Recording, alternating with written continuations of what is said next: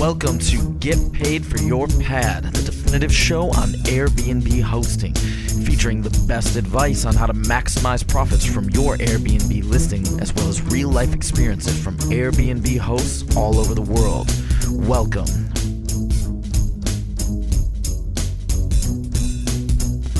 Get paid for your pad. Get paid for your pad.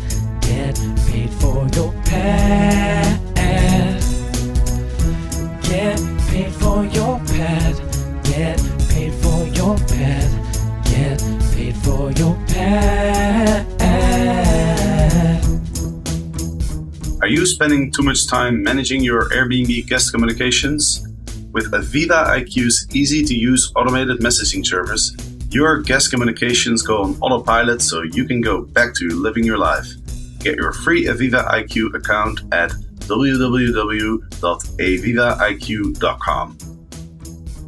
Welcome everybody, this week's news episode. I'm co-hosting this with Glenn Carter, Director of Marketing at Hostfully. So Glenn, how's it going? It's going well, Jasper. How are you? I hear you have a flight in a couple hours. I do, and it's very early morning here in Taipei. I might sound a little bit sleepy. I woke up 10 minutes ago. So if I confuse a few things here and there, I'm kind of hoping that you keep me accountable for saying the right things. Well, just so all the listeners know, Jasper hasn't had his coffee yet, so we're gonna take it easy on him. But I am very excited to be flying to Sri Lanka in a few hours. It's a place I've never been, and I started kite surfing a while ago. And Sri Lanka has a place that's well known for kite surfing. I looked at some pictures. It looks pretty awesome. It's kind of in the middle of nowhere, a couple of hours north of Colombo, the capital of Sri Lanka. I'm going with a friend of mine who's also here in Taipei right now. So it'll be pretty exciting. I don't know, kite surfing, that sounds a little dangerous. You know, it's funny because it's actually very safe as long as you don't get too close to the coast. Because as long as you're on the water, not much can happen unless you like crash into another kite surfer or something. But apparently there's very little accidents. But it's funny because that's the first thing that I thought when I first saw people kite surfing in Holland. And there was a couple of people who actually died. They got taken by the wind and they jumped a little bit too far and they landed on the road. And so that's when they started implementing some rules around where you're allowed to kite surf and where you're not allowed to kite surf. It's also, you have to be a little bit careful with the strength of the wind. Like if it's too windy, then you might just want to stay home unless you're a professional. There's a guy in Holland who goes out on the ocean when it's stormy weather, and this guy makes incredible jumps. There's some videos online. I mean, it's pretty insane if you watch it. Like he literally jumps, I'd say like at least 100 yards. Pretty crazy. Wow. Well, be safe and make sure you share some photos with the Get Paid for Your Pad community. I'm excited to see what it looks like. Absolutely. I'll post some pictures on my Instagram. Anyway, let's get into the news. There's a lot of stuff that came out. Let's start with a pretty significant investment that Pillow has arranged. We're talking about $13.5 million. I think this is probably the biggest investment I've seen in a startup that operates in the Airbnb niche, except for Airbnb, of course. And they raised these funds in order to partner with building owners to make rentals Airbnb-friendly. What do you think, Glenn? Yeah, this was, like you said, this is probably one of the most significant investments in a startup operating in the space. I think from what I understand, Pillow saw their customers' biggest challenge, and their customers are Airbnb hosts, was, the crackdowns from landlords, condo boards, municipalities who were disallowing short-term rentals, and the result of that is the launch of what's called now Pillow Residential, and it's sort of a new management platform for short-term rentals in multifamily apartment buildings or condo buildings. And the idea is that this new platform will give building owners more transparency into what's happening on their properties and allows them to share some of the money that's being generated from rentals. So it's kind of a profit sharing platform. Right, and it also allows building managers to see what's going on the platform, see the people that are booking the Airbnbs. I think it's an interesting move. I'm kind of curious if this is going to work out. I mean, it's one of the larger challenges, I think, in the Airbnb space, because obviously, most of the contracts. I mean, when you're renting a place in a condo building, the contract will usually state that you're not allowed to sublet for less than 30 days. And so, up until now, it's always been a gray area where if you want to do it, you got to go around your building manager. Obviously, that's not ideal, because if you get caught, then you might get kicked out of the building. You get in all sorts of trouble, maybe penalties. So it's one of the bigger challenges, and they're already working with some apartment owner groups like Marion Group, Virtue Investments, Peak Residential. So it seems like they've been preparing this move for a while. I think if they're getting traction with it, could be a pretty big development. So it's interesting to see if they're going to be successful or not. Yeah, well, it creates a bit of certainty in an uncertain world right now. The platform is trying to ensure that apartment owners and renters are complying with local regulations, which, as you know, Jasper, are just they completely differ between municipality and municipality. And Airbnb's negotiated now with some 250 local municipalities short-term regulations. So just ensuring compliance with these complex and shifting bylaws, that's definitely going to be a welcome development in this space, I think. Absolutely. Well, I definitely want to invite Sean Conway, the CEO of Pillow, to come on the podcast, and would love to hear his thoughts on this newest move by Pillow. So that will hopefully. Yeah, me too. That would be cool. Yeah, hopefully we'll have him on pretty soon. Let's move to another item. Airbnb Readies, a premium tier to compete with more hotels. Now, I think this is something like a move that's been kind of going on for a while, where Airbnb is trying to appeal to different type of travelers, and with this latest move, they're really targeting the wealthier travelers, the people who are expecting hotel-like amenities. Airbnb purchased or acquired a luxury rental company. I believe it was earlier this year, or maybe it was last year. This kind of goes along on that move to have a broader audience for their website.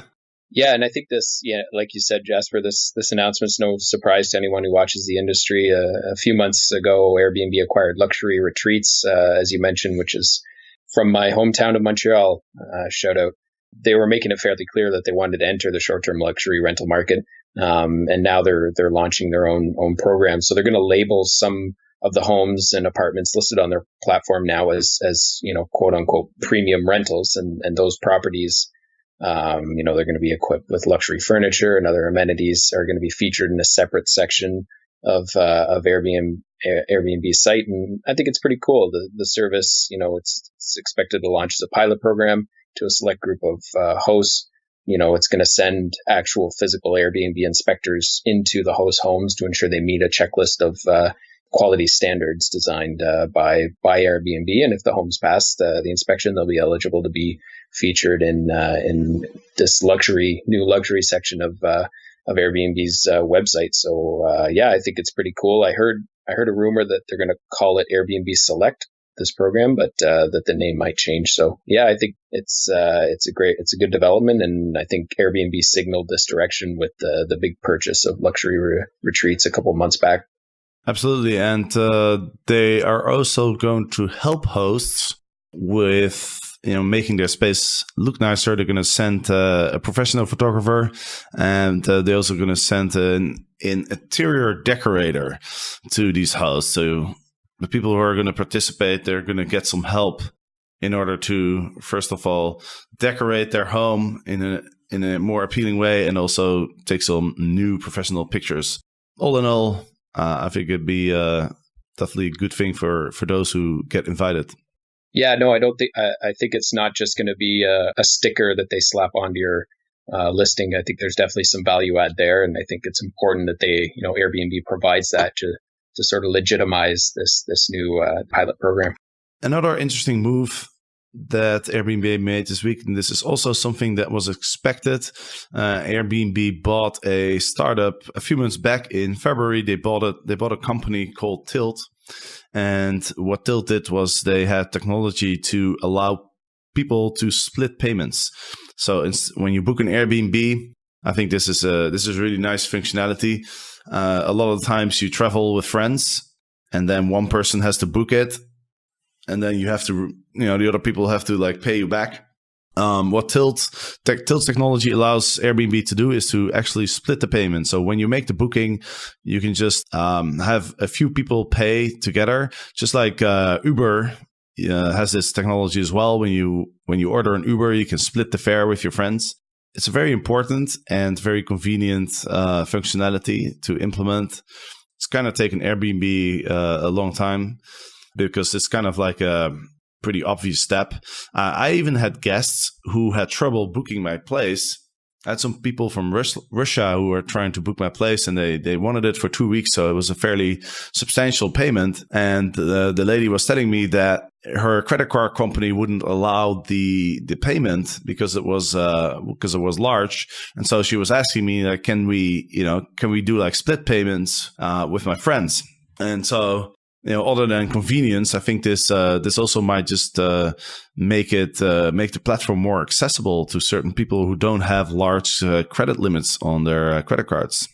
Yeah, I think you hit the nail on the head there, Jasper. This is not a huge surprise, especially with the acquisition early this year, and as you mentioned, Uber's doing this with rides. I think it's about time Airbnb hopped on this split payment bandwagon. It makes booking on their website just a lot more easier and streamlined. And I think this is part of a larger streamlining process. I think, a couple weeks ago, they announced standardizing the check-in process. So I think this is part of a larger game on Airbnb's part to sort of really simplify and make the whole experience a lot more accessible. So yeah, I think it's a great move. Hosts, I am having so much fun running my Airbnb and hosting travelers from all around the world. I have to admit though, ensuring my guests receive all the details about their stay on time can be stressful and overwhelming. Recently, I learned about a cool new service called Viva IQ. Viva IQ automates, personalizes, and delivers my guest communications automatically, so I don't have to. Now I can relax knowing my guests are informed and happy. Did I mention Viva IQ is free? Get your life back at www.avivaiq.com. There's a pretty funny story that came out about a woman in Barcelona.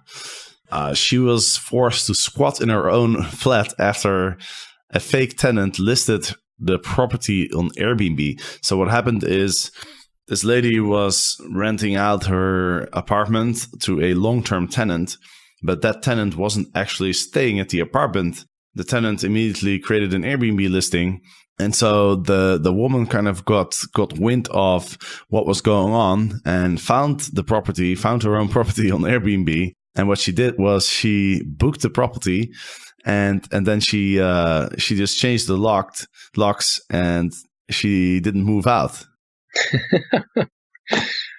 I hadn't heard this story until just now, and that is absolutely hilarious that she did that. That's quite a clever way of overcoming that issue, because we've heard of that problem.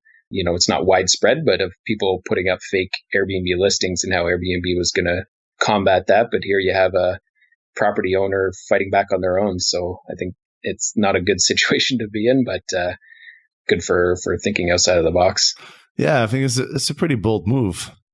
She also reported the person to the Barcelona council. They assured her that her fake tenant will be pursued and will face a fine of between 60,000 and 600,000 euros, which is quite a large amount of money. So this guy, I think he's gonna probably regret his decision to engage in this Airbnb rental. Yeah, even on the lower end of that, having to pay 60,000 euros is that's pretty steep. Yeah, absolutely. I don't think this person made that much money on the platform. So that's kind of a warning. Good message to send. Good warning message to people. If you're going to do Airbnb, there's lots of ways to do it. There's lots of ways to do it in a legal way without breaking any laws or rules. So I always recommend people to check out the local regulations and make sure you don't do anything illegal. What else is out there? Let's see. Airbnb steps up lobbying pitch to mayors with new economic boost. Any thoughts? I read this, and this is in fact an Airbnb report. So many opponents who label it as biased, but there's some undeniable realities that are highlighted in the numbers contained in the report. And anyone familiar with the short-term rental markets and Airbnb, like myself and yourself, are aware of these positive economic impacts it has on the various markets. So this report just further bolsters that thesis. But for instance, Airbnb said that it had delivered last year over $14 billion in economic output to cities across the United States. That's just the United States. That's $14 billion. That's astounding. And they claim to have supported 130,000 jobs in the U.S. last year, and expects that number could rise to, they said, 500,000 by 2020, which isn't far off. So this is just astounding numbers. And, between the report also says between San Diego and Los Angeles alone, Airbnb supported 20,000 jobs in 2016. And on top of that, Airbnb hosts and guests helped contribute about $1.2 billion in economic impact in Los Angeles alone. So, this is part of Airbnb's ongoing plan to play nice strategy with municipalities across the globe, sort of the anti-Uber strategy, in an effort to better integrate itself with local governments. I think I mentioned it before, but they've come to some 250 agreements across jurisdictions in the U.S. to collect hotel and tourist tax on behalf of the hosts. So they're trying to play nice, and this is just another sort of PR move. But I fully trust these numbers. I mean, the realities of and benefits of short-term rental platforms like Airbnb are obvious. But this is just part of that ongoing effort to sort of play nice with municipalities and figure out the whole debate surrounding regulation and taxation and all that good stuff. Awesome. Let's move to the question section of this episode. So this week I got a question from Mike, and Mike is saying, "Hey Jasper, I need help. I have a booking, but a family emergency has arisen. What do I do? I don't want to get a negative start, but this is an unavoidable family matter." So Mike just recently started out on Airbnb, and now he has to cancel a listing of a booking because of family circumstances. So here's how this works on Airbnb. So normally you can't cancel, you can cancel a booking, but normally if you cancel a booking, there's some negative consequences. You won't be eligible for the Superhost program for a year. And if you cancel more than a few times, you will also get penalties. And there's also going to be in your review section, there will be a statement that says that you haven't, of that you've canceled the booking. So all in all, it's definitely not recommended to cancel, but sometimes there can be circumstances that really don't give you a choice. So Airbnb has a policy that's called the Extenuating Circumstances policy. And basically this policy allows hosts to cancel bookings without any negative consequences. The way that you go about this is you contact Airbnb, you explain the situation, and then they may or may not help you out with it. From my experience, they tend to help hosts who are who are facing some challenges. Recently interviewed somebody in Venice who had bed bugs, and he had to cancel a couple bookings because in order to get rid of the bed bugs, and Airbnb was very helpful in that situation. The host didn't face any negative consequences. So what are some other things that could be covered? There's unexpected death or serious illness of a host or guest or immediate family member. There's a serious injury that directly restricts a guest's ability to travel or a host's ability to host. Natural disasters are also included. Urgent travel restrictions, endemic diseases. If there's any severe property damage or unforeseen maintenance issues that directly impact the ability to host safely. So that's what I guess the bed bugs fall into that category. And then there's also government mandated obligations issued after the time of the booking. So there's a number of different categories. I don't know. It's a case to case matter. So you contact Airbnb, explain the situation, and you kind of hope that they are sympathetic to your situation and that they help you out. Do you have any experience with canceling bookings, Glenn? I haven't personally, but I've heard of people who have, and I do know that Airbnb allows it. Up here in Canada, we've had things like flooding or forest fires that have forced Airbnb hosts to cancel prior to a guest arriving, or even during when a guest is staying, unfortunately. So, these things happen, and Airbnb is aware of that. And my advice is just to be as open and honest as possible with both Airbnb and the guest, and hopefully it works out. Stuff happens, and there's a process in place to sort of manage that, like you mentioned. So yeah. Yeah, I think the most important thing to do is just to contact Airbnb as soon as possible. If you listen to the episode that I published on Monday with Natalie Sisson, coincidentally, she actually had to cancel 3 bookings for her place in New Zealand. And this was because of a mistake that she made. She accidentally made her place available for a time period where she wasn't able to host. And so Airbnb actually helped her to cancel 3 bookings, and she didn't face any negative consequences. So even sometimes, I guess, even if you don't officially qualify for the extenuating circumstances policy, Airbnb might still give you a break. So definitely contact them, and you probably should be okay if it's an urgent family matter. So Mike, hope that answers your question. And for the listeners out there, if you have any questions about Airbnb hosting, feel free to send me an email, jasper@getpaidforyourpad.com, and maybe we'll be discussing your question next week.